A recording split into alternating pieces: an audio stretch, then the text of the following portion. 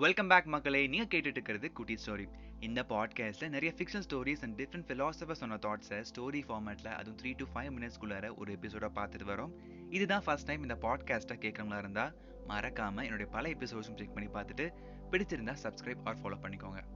காட்டுக்குள்ள ஒரு குரங்கு கூட்டம் வாழ்ந்துட்டு இருக்கு. குளிர்காலம் வந்தனால குரங்கு கூட்டம் எல்லாமே தங்கறதுக்கு ஏதாவது இதமான இடம் கிடைக்குமா, அதாவது வார்ம் பிளேஸ் கிடைக்குமா தேடிட்டு இருக்குங்க. ஆனா எந்த ஒரு பிளேஸுமே கிடைக்கல. குளிர் போக்குறதுக்காக நெருப்பு கிடைக்குமா, கிடைச்ச சில மரக்கட்டைகளை வச்சு நெருப்பு மூட்டலாம்னு நினைக்கிறாங்க. ஆனா நெருப்பும் கிடைக்கவே இல்லை. ஒவ்வொரு நாளும் குளிர் அதிகமாயிட்டே இருக்கு. குளிர் அதிகமாகறனால சில குரங்குகளும் உயிரிழக்க ஆரம்பிக்குது. மற்ற குரங்குகளுக்கு ரொம்ப பயமாயிடுது. ஒரு நைட்டு குரங்கு மின்மணி பூச்சியை பார்த்துட்டு நெருப்பு கண்டுபிடிச்சிட்டேன், அது இங்கதான் இருக்குன்னு சொல்லி எல்லா குரங்குகளையும் வர வைக்குது. எல்லா குரங்குகளும் ஓடி போய் இந்த மின்மணி பூச்சியை பிடிக்க ஆரம்பிக்கிறாங்க.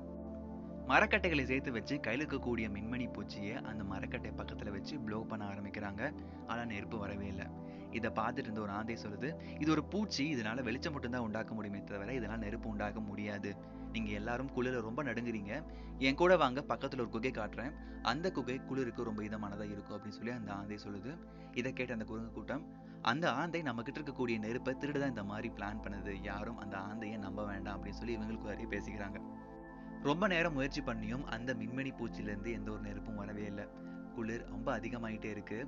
ஆந்தையோட அட்வைஸை கேட்டு தான் ஆகணும், வேற வழியே இல்லை அப்படிங்கிற ஒரு நிலைமைக்கு வராங்க.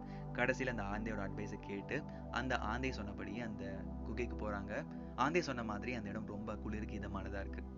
இந்த குளிர்காலத்துல இப்படி ஒரு இடம் கொடுத்த அந்த ஆந்தைக்கு ரொம்ப நன்றி சொல்றாங்க. So take advice when needed, don't ignore to take advice, there is always something to learn.